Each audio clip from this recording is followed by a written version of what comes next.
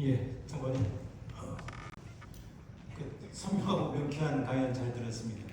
두 가지가 좀 궁금해지는데, 첫 번째는 지금 감귤 사례를 드렸습니다. 사실은 성민 후관의 길을 연 것이 제주의 감귤 보내기 운동이었을 것 같은데, 방금 말씀드렸습니다. 98년에 보냈고 이명박 정부 때 중단이 됐습니다.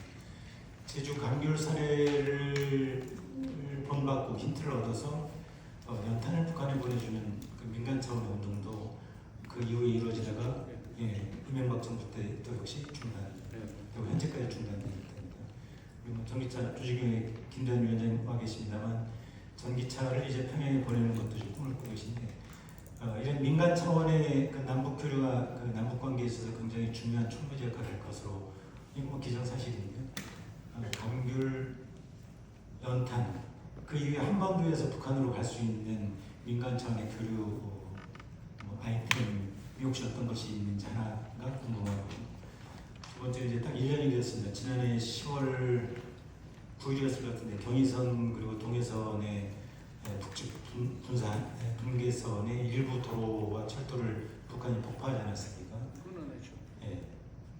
국내 모든 도하 언론들이 이 상황을 보도하면서 북측의 국토 요새화 또는 이국가 두 국가 적대론만 강조를 했는데 북한 입장에서는 남측의 공격을 우려한 조치였다라는 외신들의 보도도 있었는데 이 부분은 잘 언론에서 강조가 되지 않았는데 그런 점에 대한 북측의 입장이 어땠을런지 그것을 이렇게 견해를 듣고 싶습니다. 들어보신 겁니다.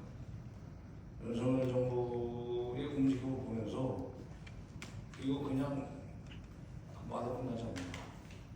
말폭탄이 끝나지 않고 밀고 올라올 것 같다. 철기를 폭탄을 뜯어냈습니다. 얼마든지 가서 그 부분 지금 몇 메타를 끌어냈는지 그거는 지금 유성사진을 보고 나올 텐데 그 정도까지는 없고 도로에 대해서는 그들이 설명한 대로 보면 10m 넓이, 5m 깊이, 150m 길이 흙은 바로 위에다 쌓았어요. 배경 탱크가 올라오는 대비하는 조치였다고 봅니다. 비무장지대에도 그게 이제 말하자면 개활지에는 개활지 말고 복잡한 데는 구릉지대 이런 데는 철조망을 치고 3중을 쳤다고 그러는데 개활지에도 동계선 바로 북쪽에다 담을 3중으로 쳤답니다. 높이가 11m. 그거는 DMZ를 통해서 뭘 탈북하려고 자꾸 막으려고 그런 게 아니라 남쪽에서 올라오는 것을 막는 이 정치였다고 볼 수밖에 없습니다. 윤석열 정부가 저희도 B가 보내는 것도 장려를 하다시피 하고 통행부에서 그 다음에 10월 1일 날부터 시작해서 10월 달에 이제 드론을 띄우기 시작하고 특히 중구역에 그러니까 김정은이 지금 오고 있는 노동당 청사 그게 중구역이고 우리 식으로 중군대 거기 역자라고 칩니다. 중구역, 대성산구역, 남남구역, 여포구역 무슨 그런 식으로 만경대구역 역자를 붙이고 우리는 구로 끝나는데 중격이 이제 한가운데죠. 거기다가 노동당 청사가 있고 각종 무슨 정부 기관들이 있는데 그 공중에서 김정일을 기도하는 삐라를 갖다 와서 드론에서 터뜨리니 그게 북한에서 볼 때 이게 그냥 장난이 아니다. 뭔가 지금 인민 폭동을 인민 봉기를 유도하려는 거고 그 다음에 그거 가지고 우리가 저항을 하면은 결국은 이제 기다렸다는 듯이 밀고 올라올 것 같다. 그래서 10월 20일인가 그렇게 끄는 게. 그때 나중에 10월 1일, 8일, 9일 막 이렇게 드론 보내고서 우리 기록으로 나왔지만 그 얘기를 보면은 또 이제 국민의 쪽에서 그 전에 말에 막 영산 대통령실 앞에 북한 들어오는 거 생각 안 합니까? 아니 그러니까 우리의 대북 군사 조치는 비밀입니다.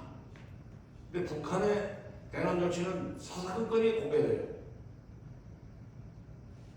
가는 방송에 오는 홍두깨라는 속담이 있는데 그러니까 드론을 2014년 10월 1일, 8일, 9일, 또 11일 이렇게 띄웠다고 그것이 결국 그들이 경의선 도로 그다음에 저쪽에 가는 그 길도 그것도 똑같은 깊이, 똑같은 넓이, 똑같은 길이로 잘라냈는데 그렇게 하기 전에 저쪽에 드론이 농사까지 들어왔다면 그 전에 이쪽에서 헌일이 있었다고 생각해야 되는 거 아니야?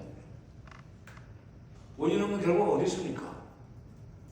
우리가 북쪽에 대해서 헌일은 비밀이고 북쪽의 헌일은 요하는 것도 공개되는데 그러니까 윤석열 김정은으로서 북한의 노동당 김정은으로서 윤석열 정부가 2022년 5월 10일부터 시작해서 2027년 5월 9일까지는 5년은 가게 돼 있는데 이 안에 저자들이 무슨 일을 하는지 모르겠다. 안 되겠다. 야, 철저히 막아라. 반동사상문 앞에 그것도 강력하게 집행하고 그다음에 마저도 좀 남쪽 말 못쓰게라. 북쪽 있는 사람들이 남쪽 말투 흉내는 안 돼요. 씩씩하지 않고 뭐 약간 통역의 소리 무슨 애교 떠는 소리 이런 거 이제 적도진다는 거지. 그렇게 하면서 사상문화적인 장벽을 쌓는데도 또 위험하다. 저자들의 지금 행동이 PCU 물리적으로 좀 치고 올라오고 있다. 물리적 장벽 쌓아. 탱크 올라오는 길을 막는 것은 부동의 판이 제법 10m 뿐입니다. 10m면 탱크 못 건너가죠. 난 그 기사를 보면서 이 흙을 어떻게 어디로 치워버리나 했더니 바로 그래요. 쌈한테 밀어 넣으면 돼요. 이건 걱정은 없고요. 아까 첫 번째 질문 뭐였었죠? 감귤 또 연탄에 이어서 민간 차원의 교류할 수 있는 아이템이 한정된 게 있어요. 글쎄요, 그거는 이제 북한이 어떤 것을 필요로 하는지 그건 이제 연구를 해봐야 될 텐데 저는 감귤은 성공적인 아이템이었기 때문에 제가 지금 말씀드린 거고 연탄 사업을 했더니 여기 연탄 사업을 왜 넣었었어요? 여기는 없습니다. 네? 여기는 없습니다. 연탄 사업. 네? 제주에서 한 거는 아니죠. 나와 있어요. 네. 그렇지. 그거는 지금도 연탄 사업은 성질 잘 압니다. 이동석이라고 대학교 희망대학 이사를 보고 있는 중인데 처음에는 저기가 있죠. 누구야? 군인 출신인데 삼성연구 출신인데 중앙정보 차장도 했던 분인데 나중에 상황이 그래서 대북 연탄 나무 기운용 그래서 금강산 원정리 쪽에다 연탄 보내는 식으로 해가지고 금강산 그때 만들어 가지고 했다니까 그런 식으로 하면서 연탄을 북쪽에 보내는데 정부 사람들이 고마워했죠. 그런 것이 결국 그 사람들의 소위 대남 적개심을 누구로 드러내는 아주 굉장히 효과가 컸죠. 연탄이 글쎄요, 연탄, 감귤 말고 또 더 매력적인 무엇이 있었지? 그러면 제가 좀 동료 후배들한테 한번 물어가지고 나중에 고개를 통해서 연락해 줄게요. 또 다른 질문. 네.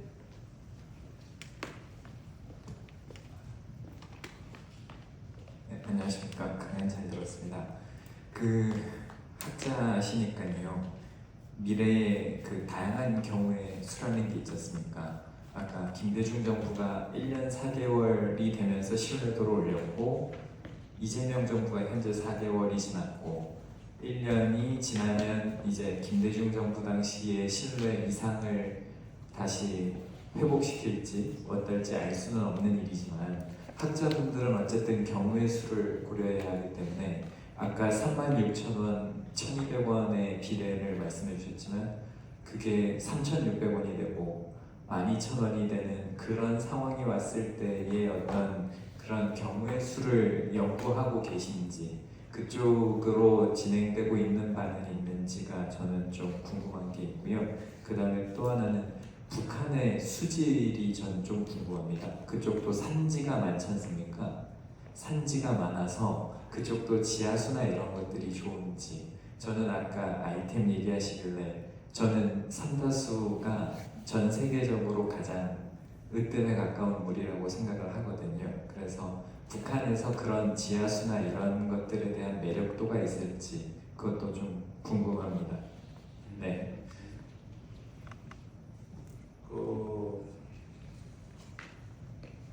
삼다수보다 그 사람은 백산수를 더 아니 한때 백산수 팔았지 않았어요? 네. 지금도 파는 모르겠는데 너무 짝퉁일 거고 하여튼 그 한때 지금은 그 사업이 태창이라는 조그마한 그 의류업체가 익산에 원상에 있는 태창이라는 회사가 원산에서부터 금강산까지 철길이 없었습니다. 전쟁 중에 날아가 버린 거예요. 그거를 러시아에서 헌데이를 사다가 주고 그리고 그걸 이제 연결시키도록 그런 사업을 하면서 그 대신 그 태창이 거기 온천지대니까 그 온천수를 무슨 톤당 무슨 10분인가 그 우리한테 넘기기로 가지고 처음에 장사를 했는데 갑자기 동마사를 가지고 톤당 100불을 내라고 그런가 해가지고는 더 이상 채산성이 맞춰서 그만둔 적이 있었는데 물론 그냥 그 지상을 흐르는 뭐 그 물이 결국 땅속으로 들어가서 시야수가 됐을 거고 다시 올라오지만은 북한의 그 하천 오염도는 그 10만큼을 나고 있습니다. 그러니까 오염된 하천이 땅속으로 들어가서 하천물이 흐르면서 땅으로 들어와서 지하수가 돼가지고 다시 오분 같은 건 올라올 때 얼마나 수질이 좋을지 그건 제가 모르겠어요. 그러나 하여튼 백산수라는 게 이렇게 백산물이 또 있다고 듣기 때문에 삼다수 그거 장사 안 될 것 같아요. 그리고 아까 그다음에 그 저기 1,200달러가 지금 3,000달러가 되고 이렇게 그래서 경우에 남북 관계가 어떻게 변화됩니까? 이게 우리가 3만 6천 달러, 5천 달러, 6천 달러 했지만 우리가 이제 그다음부터는 이 속도가 느려가지고 우리가 이제 4만 달러, 5만 달러 된다면 굉장히 느리게 올라갈 겁니다. 근데 저기는 중국이나 베트남의 그 개방 개혁 이후에 GDP나 1인당 소득의 성장하는 속도를 보면 굉장히 빨리 올라가요. 초기는 그러잖아요. 애들도 사춘기가 되면 그냥 하루에 1년에 막 10cm, 15cm 크는데 나중에 21 대서가 보니까 1년에 1cm도 안 크고 그러던데 저는 남북 간의 소위 1인당 소득 격차가 2분의 1 정도, 3분의 1, 2분의 1 정도, 2대 1 정도 될 때까지는 우리가 북한의 1인당 소득이 올라가서 북한의 경제 발전이 되도록 여러 가지 국제정치적인, 국제경제적인 여건을 조성해줘야 된다고 생각합니다. 그래서 소위 그 배가 불러야만 남북 관계로 안정적으로 발전할 수 있다. 그래서 저는 이제 이 미국 관계 개선을 권장하지만 미국 관계, 남북 관계 어느 정도 좋아지고 북한이 이제 밖에서 지원을 받기 시작하면 더 발전을 느낍니다. 조금 더 많이 있었으면 좋겠다. 그럴 때 미국을 잘 설득해서 월드뱅크나 ADB 같은 데서 북한의 장기 조리 차원에 들어갈 수 있는 길을 터주는 일을 우리가 해야 됩니다. 우리가 퍼주는 거 아니기 때문에 그렇게 해서 월드뱅크나 ADB 같은 데 장기 조리 차원 들어가면 그건 사실은 나중에 돈을 갚으라고 하는 것도 그게 그 여러 가지 경제를 가지고 나면은 액수는 그대로 있고 그 전체 국가 경제 차지하는 비율은 퍼센트는 굉장히 내려가기 때문에 별로 그렇게 부담이 안 되잖아요. 그런 월드뱅크나 ADB 같은 데서 장기 저리 차원에 들어갈 수 있는 길을 우리가 터줄 준비를 하고 그런 것을 북한한테 어느 정도 사인을 주면서 하면 우리말도 잘 듣지 않는 그리고 북한한테 인당 소득이 올라가야 됩니다. 저는 중국과 베트남의 그 개방개혁 이후 그들의 1인당 소득이 올라가면서 그들의 대외 정책이 변화하는 것을 바로 밀집한 연관성이 있다고 보고 지켜보고 있는데 확실히 달라요. 공격적이지 않습니다. 중국은 지금 이미 중국이 전쟁 벌일 가능성은 없습니다. 대만 때문에 아니야. 베트남도 베트남의 개방개혁을 만나보시기 시작한 것은 미국과의 그 수교가 되고 난 뒤입니다. 80년대 사실은 통일하고 난 뒤에 공산당 통일하고 난 뒤에 처음에 신경제정책이라고 하는 걸 추진했는데 제대로 그대로 사회주의 경제 그 원리를 그대로 지키면서 하니까 제대로 성공 안 하죠. 근데 그러기 전에 미월 관계가 한데 적대 관계가 전년까지 했으니까 미월 관계가 정리가 안 되니까 맘 놓고 개방을 못 하는 거예요. 그 사람들이 개방을 할 때 겁내는 것은 개방을 함부로 했다가 미 제국주의의 악마의 발톱에 돌아가지고 우리 사회를 어떻게 흔들지 못한다. 거기에 대한 보장이 있어야 합니다. 미월 관계가 수교국까지 발전하면서 베트남의 도이방이라는 빠른 속도로 좀 승리하는 지금 아세안에서 거기에 좀 왕이에요. 왕초예요. 이번에 지금 그 상식절 북한의 상식절 노동당 창건 기념일에 노동당 공산당 대리인이 통일되기 전에는 월남 노동당이었는데 통일되고 나서 월남 공산당을 바꿨지만 월남 공산당이 이제 소비장이 같죠. 그러니까 공산국가에서는 국가 주석보다는 소비장의 위협입니다. 그다음에 거기 갔는데 그 아세안 국가 중에서 한국과의 경제 협력 관계 제일 지금 그 깊은 데가 지금 사실 몰라요. 그러니까 북한의 개방 개혁 내지는 북한의 대남 적대 군사적 적대 의식을 약화시키는데 필요하면 월남을 중국을 돌아서 하는 것도 방법이란 월남을 돌아서 북한으로 하여금 남쪽과 관계를 좀 잘 발전시킬 수 있도록 조치를 하는 것도 좋은 방법이라고 생각합니다. 미국을 돌아가는 것도 방법이지만 월남을 돌아가는 방법도 생각을 하고 있습니다. 월남은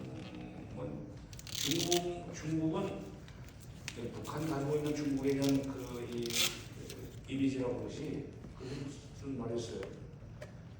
일본은 100년의 그 원수지만은 중국은 1000년의 숙적이라는 표현을 대놓고 씁니다. 그리고 떼놈이라고 그래요. 떼놈이라고. 김정일도 정상회담 때 김대중 대통령한테 저 떼놈들은 욕심이 많습니다. 하는 식으로 얘기해요. 김대중 대통령 놀랐다는 거예요. 저한테 물어보시더라고요. 정량관. 그 김정일 위원장이 떼놈이라고 하는데 그 사람들 원래 떼놈이라고 합니다. 아니 떼놈이라고 합니다. 중소분쟁 시절에 왜 중소분쟁 시절에 중국이 자꾸 뭐 좀 도와주고 가져오라고 물리치면서 나온 것이 국제사상인 걸 잘 얘기하는 거예요.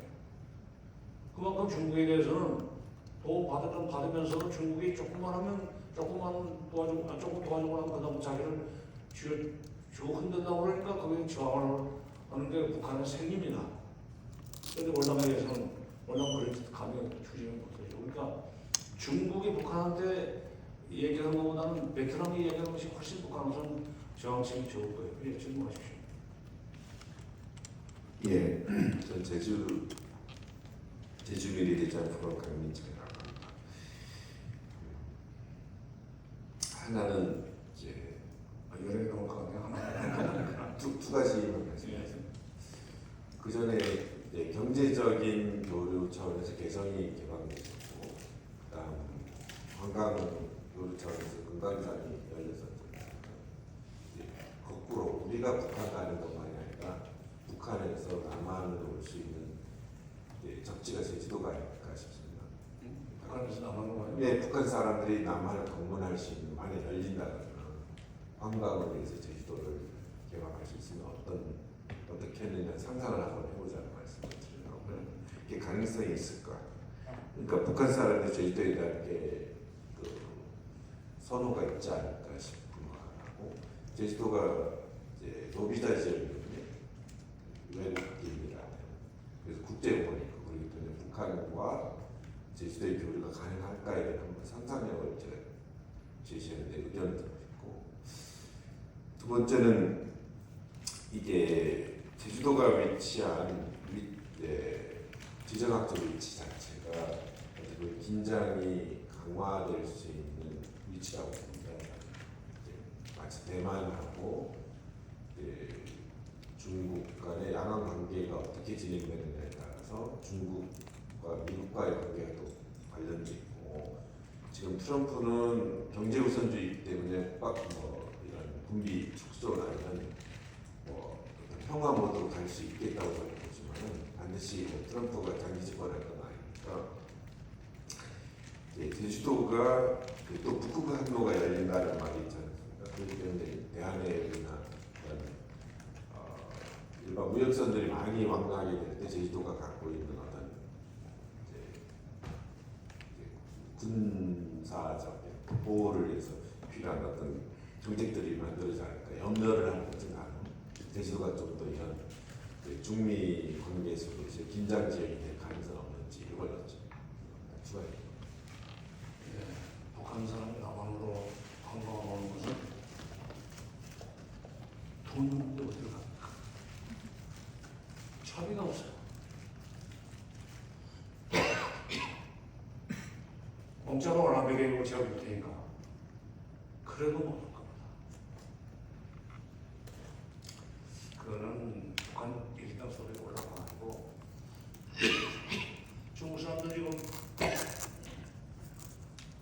아까 여기 우리 저 이국 정부 그걸 좀 들으니까 이번 추석 때 중국 사람들 엄청나게 떴다고 하는데 중국이 2010년에 GDP가 G2로 올라섰습니다. 그때 올라섰을 때 GDP가 미국 다음은 중국의 GDP가 큰 G2로 올라섰을 때 중국과 미국의 GDP의 격차가 미국 GDP 한 40% 정도 됐어요. 그러면서 그다음부터 고속으로 성장을 해가지고 2021년에 북한이 1인당 중국이 1인당 소득 만불을 통과했습니다. 근데 그 원래 중국의 목표였었습니다. 등소평의 생전에 1987년에 얘기한 걸로 기억하는데 양계 100년론이라는 걸 내놨습니다. 중국 공산당이 수립된 1921년이 되면 우리는 1인당 소득 만불을 달성할 것이다. 중화인민공화국이 수립된 1949년부터 100년이 되는 2049년에는 우리 GDP가 미국을 능가해야 된다. 그게 양계 100년론입니다. 그런데 등소평이 얘기한 대로 시진핑 집권기인 2021년에 1인당 소득 만불이 넘었어요. 그러면 중국이라는 나라가 14억이고 도농격차가 굉장히 큰 나라입니다. 그 14억 인구가 지금 평균 소득 만불을 달성했다고 자랑스럽게 얘기를 하고 IMF에서 인정을 했는데 그러면 저쪽에 무슨 신강 위구르 쪽이나 무슨 티베트 쪽에 있는 사람들은 마물이 아니라 3,000달러도 안 되고 2,000달러도 안 되겠지만 상하이, 텐진, 베이징 무슨 쓰냐 대도시 또 특히 산동이 이 황해 옆에 있지만 남쪽 북해 바로 옆에 또 그런 상하이 북쪽이 산동산입니다. 그쪽 사람들은 아마 그 지역만 오면 1인당 소득이 아마 막 5만 달러, 6만 달러 될 겁니다.